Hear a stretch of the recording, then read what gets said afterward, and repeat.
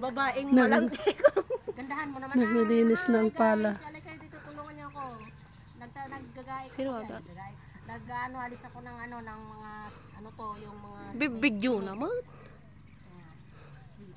Hi guys! Mahirap ang buhay ko dito sa probinsya.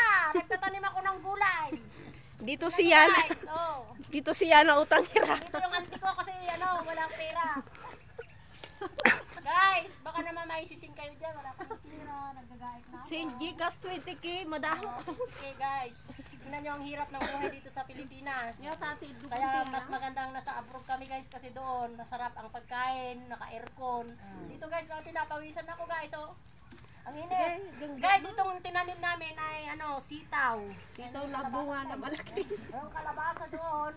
May marites po doon guys. Yung marites hindi man tumulong mag-guys. Ang hirap ng buhay dito sa Pilipinas guys. Ay nako. Ay nako. Okay guys, thank you so much.